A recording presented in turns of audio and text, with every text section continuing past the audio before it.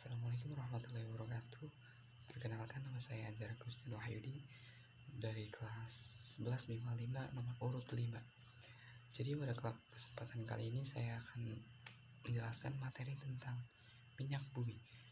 Minyak bumi adalah campuran dari berbagai senyawa yang sebagian besar terdiri dari senyawa hidrokarbon, terutama alkana, sikloalkana, dan senyawa aromatis. Komponen kecil lainnya adalah senyawa-senyawa karbon yang mengandung oksigen, belerang, ataupun nitrogen.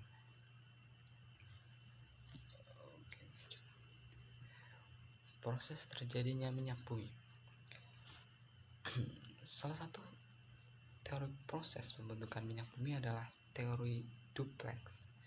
Menurut teori tersebut, minyak bumi terbentuk dari jasad renik atau mikroorganisme yang berasal dari hewan atau tumbuhan yang sudah mati. Jasad renik tersebut kemudian terbawa air bersama lumpur dan mengendap di dasar laut. Akibat pengaruh waktu yang mencapai ribuan bahkan jutaan tahun, temperatur tinggi dan tekanan oleh lapisan di atasnya, jasad renik berubah menjadi bintik-bintik dan gelembung minyak atau gas.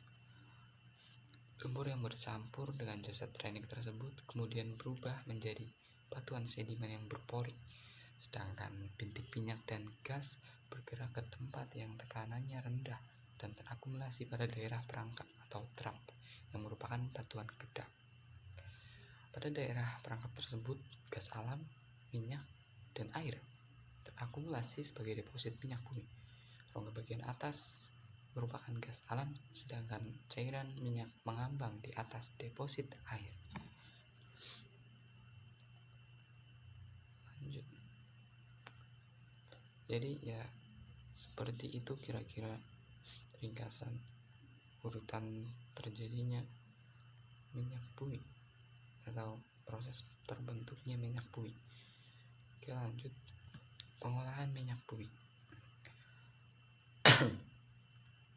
Minyak bumi adalah minyak mentah atau crude oil berwujud cairan kental berwarna hitam yang belum dapat dimanfaatkan. Kemudian agar dapat dimanfaatkan, minyak bumi harus mengalami proses pengolahan dahulu. Pengolahan minyak bumi dilakukan dengan kilang minyak yang melalui dua tahapan. Pengolahan tahap pertama atau primary processing dilakukan dengan cara distilasi bertingkat, dan pengolahan tahap kedua atau secondary processing dilakukan dengan berbagai cara. Langsung ke tahap pertama. Pengolahan minyak bumi tahap pertama dilakukan dengan distilasi bertingkat, yaitu proses distilasi berulang-ulang sehingga didapatkan berbagai macam hasil berdasarkan perbedaan titik didihnya. Hasil pada proses distilasi bertingkat ini meliputi yang pertama ada fraksi pertama, menghasilkan gas yang pada akhirnya dicairkan kembali dan dikenal dengan nama LPG. LPG ini digunakan untuk bahan bakar kompor, gas, dan mobil BBC atau diolah lebih lanjut menjadi bahan kimia lainnya. Oke, lanjut ke fraksi kedua. Fraksi kedua disebut nafta atau gas bumi. Nafta tidak dapat langsung digunakan, tetapi diolah lebih lanjut pada tahap kedua menjadi bensin atau premium atau bahan petrokimia yang lain. Nafta sering disebut juga sebagai bensin berat. Ketiga, ada fraksi ketiga atau fraksi tengah. Selanjutnya dibuat menjadi kerosin atau minyak tanah dan aftur atau bahan bakar pesawat jet. Yang keempat ada fraksi keempat sering disebut solar yang digunakan sebagai bahan bakar mesin diesel. Yang kelima, fraksi kelima atau disebut juga residu yang berisi hidrokarbon rantai panjang dan dapat diolah lebih lanjut pada tahap kedua menjadi berbagai senyawa karbon lainnya, dan sisanya sebagai aspal dan lilin. Oke, ke proses tahap kedua. Pada pengolahan minyak bumi tahap kedua dilakukan berbagai proses lanjutan dari hasil penyulingan pada tahap pertama.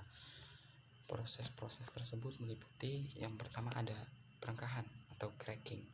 Jadi pada proses perengkahan dilakukan perubahan struktur kimia senyawa-senyawa hidrokarbon yang meliputi pemecahan rantai. pembacaan rantai alkilasi atau pembentukan alkil ya, polimerisasi atau penggabungan rantai karbon, reformasi atau perubahan struktur, dan isomerisasi atau perubahan isomer. Yang kedua adalah proses ekstraksi, pembersihan produk dengan menggunakan pelarut sehingga didapatkan hasil lebih banyak dengan mutu lebih baik. Yang ketiga adalah proses kristalisasi, proses pemisahan produk-produk melalui perbedaan titik didih, misalnya dari pemurnian solar melalui proses pendinginan, penekanan, dan penyaringan akan diperoleh produk sampingan lilin. Yang keempat ada pembersihan dari kontaminasi atau treating. Pada proses pengolahan tahap pertama dan tahap kedua sering terjadi kontaminasi atau pengotoran.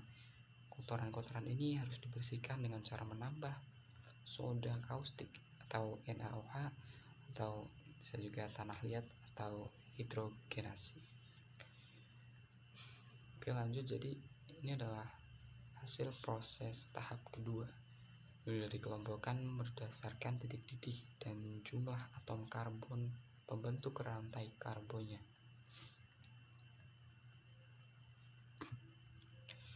Kita lanjut ke bensin. Bensin merupakan bahan bakar kendaraan bermotor yang memiliki peran penting. Di Indonesia tersedia beberapa jenis bensin, misalnya ada Premium, Pertalite, Pertamax, dan Pertamax Plus. Mutu bensin mempengaruhi ketepatan waktu pembakaran sehingga tidak menimbulkan ketukan atau knocking yang mengganggu gerakan piston pada mesin. Ketukan dapat mengurangi efisiensi bahan bakar dan menyebabkan mesin menggelitik dan bahkan merusak mesin. Mutu bensin biasanya dinyatakan dengan bilangan oktan. Bilangan oktan ditentukan melalui uji pembakaran sampel bensin sehingga diperoleh karakteristik pembakarannya. Karakteristik tersebut kemudian dibandingkan dengan karakteristik pembakaran berbagai campuran N-heptana dan iso-oktana.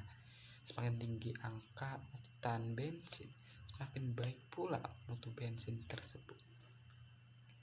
Bensin standar yang mengandung 100% iso-oktana diberi bilangan oktan 100, sedangkan yang mengandung 100% N-heptana diberi bilangan oktan 0. Jadi bensin standar yang mengandung 60% iso-oktana dan 40% N-heptana diberi bilangan oktan 60. Oke. Penentuan angka oktan suatu bahan bakar dilakukan dengan pengujian di laboratorium, yaitu dengan membandingkan efisiensi pembakaran dengan bensin standar.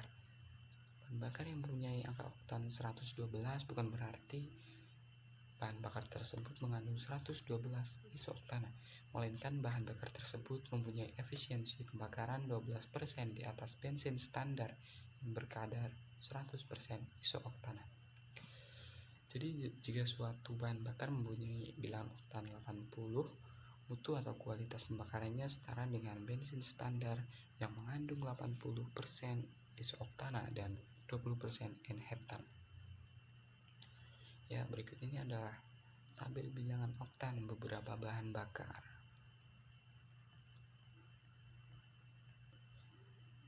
Ya, lanjut. Pada umumnya bensin yang dihasilkan dari proses penyulingan tahap pertama mempunyai angka oktan antara 70 sampai 80.